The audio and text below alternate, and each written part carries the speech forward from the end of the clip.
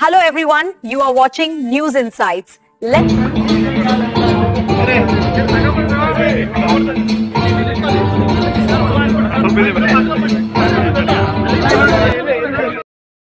Official ಆಗಿ ನಾನು ಗೆಲುವಿನ ಮೆಟ್ಟಿಲನ್ನ ದಾಟಿ ಕರ್ನಾಟಕ ರಾಜ್ಯ ವಕೀಲರ ಪರಿಷತ್ತಿನ ಮೆಂಬರ್ ಆಗಿ ಚುನಾಯಿತರಾಗಿದ್ದೀನಿ.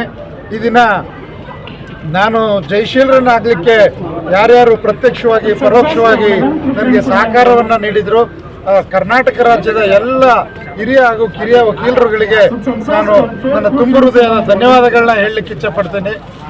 ವಕೀಲರ ಅನೇಕ ಸಮಸ್ಯೆಗಳಿಗೆ ನಾನು ಧ್ವನಿಯಾಗಲಿಕ್ಕೆ ಬಯಸ್ತೇನೆ. ಸಾಕಷ್ಟು ಸಮಸ್ಯೆಗಳು ಬಗೆಹರಿದೇ ಇದ್ದಾವೆ. ಸಾಕಷ್ಟು ಸಮಸ್ಯೆಗಳನ್ನು ಸಾಕಷ್ಟು ವರ್ಷಗಳಿಂದ ವಕೀಲರು ಬೇಡಿಕೆಗಳನ್ನ ಇಡ್ತಾ ಬಂದಿದ್ರು ಕೂಡ ಅದರದೇ ಆದ ಕಾರಣಗಳಿಗೋಸ್ಕರ ಆ ಸಮಸ್ಯೆಗಳಾಗಿ ಉಳಿದುಕೊಂಡ್ಬಿಟ್ಟಿತ್ತು. ಈ ನಿಟ್ಟಿನಲ್ಲಿ ಎಲ್ಲ ಸದಸ್ಯರುಗಳನ್ನು ಜೊತೆಯಲ್ಲಿ ತೆಗೆದುಕೊಂಡು ಎಲ್ಲರ ವಿಶ್ವಾಸವನ್ನು ಪಡೆದುಕೊಂಡು ಎಲ್ಲ ವಕೀಲರನ್ನ ಒಟ್ಟುಗೂಡಿಸಿ ಎಲ್ಲ ವಕೀಲರುಗಳ ಶ್ರೇಯೋಭಿವೃದ್ಧಿಗಾಗಿ ವಕೀಲರ ಪರಿಷತ್ತಿನಲ್ಲಿ ಏನು ಸಾಧ್ಯವಾಗುತ್ತೆ ಅಷ್ಟು ಕೆಲಸವನ್ನು ಮಾಡಲಿಕ್ಕೆ ನಾನು ಸಂಪೂರ್ಣವಾಗಿ ಸಹಕಾರವನ್ನು ನೀಡಿ ಈ ವಕೀಲರ ಶ್ರೇಯೋಭಿವೃದ್ಧಿಗೋಸ್ಕರ ನಾನು ಏನೆಲ್ಲ ಕೆಲಸಗಳನ್ನು ಮಾಡಬೇಕು ಆ ಕೆಲಸಗಳನ್ನ ಸಂಪೂರ್ಣವಾಗಿ ಮಾಡಿ ನನ್ನ ಸಹಕಾರವನ್ನು ನೀಡಿಕೊಡ್ತೀನಿ ಅಂತೇಳಿ ನಾನು ಈ ಸಮಯದಲ್ಲಿ ಹೇಳಲಿಕ್ಕೆ ಇಚ್ಛಪಡ್ತಾ ಇದ್ದೀನಿ.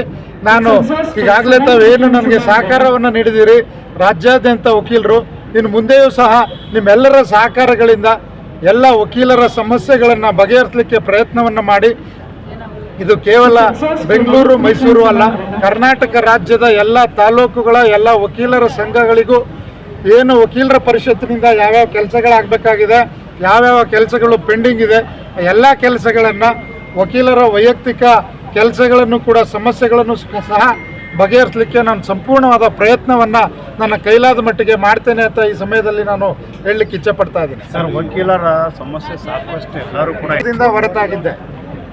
ಈಗ ನಾನು ಇದು ರಾಜಕೀಯ ಅಂತ ನಾನು ಇದನ್ನ ಭಾವಿಸ್ಕೊಂಡಿಲ್ಲ. ವಕೀಲರ ಸಮಸ್ಯೆಗಳಿಗೋಸ್ಕರ ಒಂದು ಸ್ಪಂದಿಸಬೇಕು ಅಂತ ಹೇಳಿದ್ರೆ ಅದರದೇ ಆದ ಮನೆ ಇರಬೇಕು, ಅದರದೇ ಆದ ಗೂಡು ಇರಬೇಕು.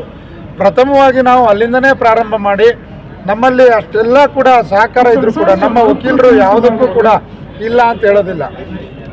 ಅಥವಾ ನಮ್ಮ ಸರ್ಕಾರದಿಂದ ಅನುದಾನ ತರಬೇಕು, ಬೇರೆ ಇನ್ನೇನು ಮಾಡಬೇಕು, ಎಲ್ಲ ಪ್ರಯತ್ನಗಳನ್ನು ಮಾಡಿ ಮೊದಲು ವಕೀಲರ ಪರಿಷತ್ತಿಗೆ ಒಂದು ಸ್ವಂತ ಭವನವನ್ನು ಮಾಡಲಿಕ್ಕೆ ಏನು ಎಲ್ಲ ಕೆಲಸಗಳನ್ನು ಮಾಡಬೇಕು ಅದರಿಂದ ಮಾಡಿ, ವಕೀಲರ ವಿಮೆಯನ್ನು ಮಾಡಲಿಕ್ಕೆ ಏನು ಮಾಡಬೇಕು ಅದನ್ನು ಮಾಡಿ, ಮತ್ತು ಈಗಾಗಲೇ ಏನು ವಕೀಲರುಗಳಿಗೆ ಯುವ ವಕೀಲರುಗಳಿಗೆ ಪ್ರೋತ್ಸಾಹಧನವನ್ನು ಕೊಡ್ತಾ ಇದೆ ಅದನ್ನು ಜಾಸ್ತಿ ಮಾಡಲಿಕ್ಕೆ ಏನು ಪ್ರಯತ್ನಗಳನ್ನು ಮಾಡಬೇಕು ಅದನ್ನು ಮಾಡಲಿಕ್ಕೆ ಪ್ರಯತ್ನ ಮಾಡ್ತಾ ಇದ್ದೀನಿ. ಮತ್ತು ರಿಟೈರ್ಮೆಂಟ್ ಬೆನಿಫಿಟ್ಸ್ ಏನಿದೆ ಆ ರಿಟೈರ್ಮೆಂಟ್ ಬೆನಿಫಿಟ್ಸು ಕೆಲವು ರಾಜ್ಯಗಳಿಗೆ ಕಂಪೇರ್ ಮಾಡಿಕೊಂಡ್ರೆ ನಮ್ಮ ರಾಜ್ಯದಲ್ಲಿ ಸ್ವಲ್ಪ ಕಡಿಮೆ ಇದೆ. ಅದನ್ನು ಸರಿದೂಗಿಸ್ಲಿಕ್ಕೆ ಮತ್ತು ಒಂದು ಗೌರವಯುತವಾಗಿ ಒಬ್ಬರು ವಕೀಲರು ಒಂದು 50-60 ವರ್ಷ ವೃತ್ತಿಯನ್ನು ಮಾಡಿ ರಿಟೈರ್ಡ್ ಆದಂಥ ಸಂದರ್ಭದಲ್ಲಿ ಅವರ ಕುಟುಂಬಕ್ಕೆ ಅಥವಾ ಅವರು ಮರಣ ಹೊಂದಿದಂಥ ಸಂದರ್ಭದಲ್ಲಿ ಅವರ ಕುಟುಂಬಕ್ಕೆ ಸಿಗಬೇಕಾದಂಥ ಸೌಲಭ್ಯಗಳನ್ನು ಅಥವಾ ಒಂದು ಪೀಸ್ಫುಲ್ ಆಗಿ ಆ ಕುಟುಂಬ ಬಾಳಬೇಕು ಅಂತ ಹೇಳಿದ್ರೆ ಏನು ಅವಶ್ಯಕತೆ ಇದೆ ಅಷ್ಟು ಮೊತ್ತವನ್ನು ವಕೀಲರ ಪರಿಷತ್ತಿನಿಂದ ಕೊಡಲಿಕ್ಕೆ ಏನೇನು ಕ್ರಮಗಳನ್ನು ಕೈಗೊಳ್ಳಬೇಕು ಆ ನಿಟ್ಟಿನಲ್ಲಿ ಸರ್ಕಾರ ಜೊತೆ ಸ್ವಲ್ಪ ಸಂಪರ್ಕವನ್ನು ಬೆಳೆಸಿ ಎಲ್ಲ ವಕೀಲರ ಪರಿಷತ್ತಿನಲ್ಲಿ ಚುನಾಯಿತರಾದಂತಹ ಎಲ್ಲ ಸದಸ್ಯರುಗಳನ್ನು ಜೊತೆಯಲ್ಲಿ ತೆಗೆದುಕೊಂಡು ಈ ಸಮಸ್ಯೆಗಳನ್ನೆಲ್ಲ ಬಗೆಹರಿಸಲಿಕ್ಕೆ ಏನೇನು ಪ್ರಯತ್ನ ಬೇಕೋ ಆ ಪ್ರಯತ್ನಗಳನ್ನು ಮಿಕ್ಕಿದ ಎಲ್ಲ ಉಳಿದ ಸದಸ್ಯರುಗಳ ಜೊತೆ ಸೇರಿಕೊಂಡು ನಾನು ಮಾಡಲಿಕ್ಕೆ ಪ್ರಯತ್ನವನ್ನು ಮಾಡ್ತೇನೆ ಅನ್ನೋದನ್ನು ನಾನು ಪೂರ್ತಿ ಹೆಸರು ಮತ್ತು ಸಂಕ್ಷಿಪ್ತ ಪರಿಚಯ. ನಾನು ಮಹಾದೇವ ಪ್ರಸಾದ್ KS ಅಂತೇಳಿ. ನಾನು ವ್ಯಾಸಂಗವನ್ನು ಮೈಸೂರಿನಲ್ಲಿ ಮಾಡಿದೆ. ಮೈಸೂರಿನ JSS ಕಾಲೇಜಿನಲ್ಲಿ ವ್ಯಾಸಂಗವನ್ನು ಮುಗಿಸಿ ನನ್ನ ಗುರುಗಳಾದಂಥ ಹರೀಶ್ ಕುಮಾರ್ ಹೆಗ್ಡೆ ಅವರ ಕಚೇರಿನಲ್ಲಿ ನಾನು ವೃತ್ತಿಯನ್ನು ಪ್ರಾರಂಭ ಮಾಡಿ ನಮ್ಮ ಹಿರಿಯರು ಮೈಸೂರಿನಲ್ಲಿ ನಮ್ಮ ಗುರು ಸಮಾನರು ಆದಂತಹ CM ಜಗದೀಶ್ ಅವರ ಮಾರ್ಗದರ್ಶನದಲ್ಲಿ ನಾನು ವೃತ್ತಿಯನ್ನು ಮಾಡ್ಕೊಂಡು ಬಂದಿದ್ದೇನೆ. ಕಳೆದ 25 ವರ್ಷಗಳಿಂದ ನಾನು ಸಂಪೂರ್ಣವಾಗಿ ವೃತ್ತಿಯಲ್ಲಿ ತೊಡಗಿಸ್ಕೊಂಡಿದ್ದೆ. ಮೈಸೂರಿನಲ್ಲಿ ಕೆಲವೊಮ್ಮೆ ನಾನು ಮೈಸೂರು ವಕೀಲರ ಸಂಘದ ಪದಾಧಿಕಾರಿನೂ ಕೂಡ ಆಗಿದೆ.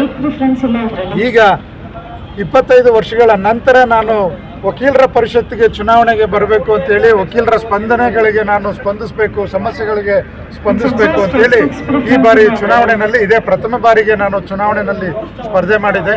ರಾಜ್ಯದಾಂತ ಎಲ್ಲ ವಕೀಲರುಗಳು ಅಭೂತಪೂರ್ವವಾದ ಯಶಸ್ಸನ್ನು ಈ ಸಂದರ್ಭದಲ್ಲಿ ನನಗೆ ದಾಖಲಿಸಿದ್ದಾರೆ. ಅವ್ರಿಗೆ ನಾನು ಯಾವತ್ತೂ ಕೂಡ ಚಿರಋಣಿಯಾಗಿರ್ತೇನೆ. ನಾನು ಈ ನಿಟ್ಟಿನಲ್ಲಿ ಮತ್ತೊಮ್ಮೆ ಎಲ್ರಿಗೂ ಕೂಡ ಅಭಿನಂದನೆಗಳನ್ನು ತಿಳಿಸಿ ನನ್ನ